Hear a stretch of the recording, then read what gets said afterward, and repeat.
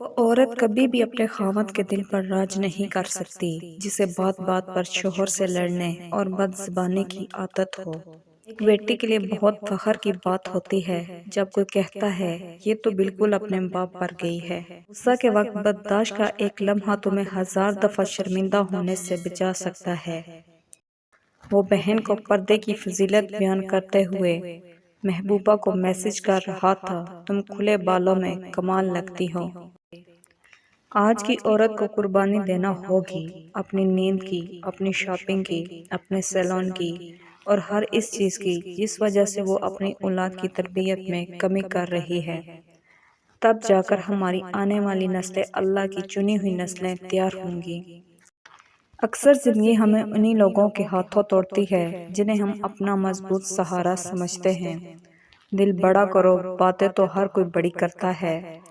جھوٹے انسان کی اونچی آواز سچے انسان کو خاموش کرا دیتی ہے، لیکن سچے انسان کی خاموشی جھوٹے انسان کی بنیاد ہلا دیتی ہے۔ زندگی میں سب سے زیادہ بے بس ہم تب ہوتے ہیں جب ہم چاہ کر بھی اپنے آپ کو ثابت نہیں کر پاتے۔ مرد اس عورت کے عشق سے کبھی نہیں نکل سکتا جس کو وہ پا نہ سکے۔ بیٹیاں اور بیویاں سبھی فاطمہ جیسی چاہتے ہیں، مگر نہ تو کوئی محمد جیسا باپ بنتا ہے اور نہ کوئی علی جیسا شوہر۔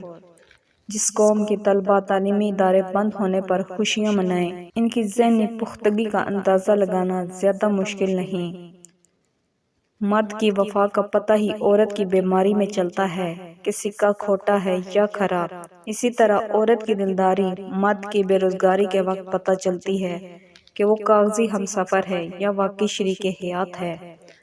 مرد کو عورت کے کردار کی کتنی فکر ہوتی ہے، اتنی فکر اپنے کردار کی کرے تو کتنی عورتیں بد کردار کہلانے سے بچ جائیں۔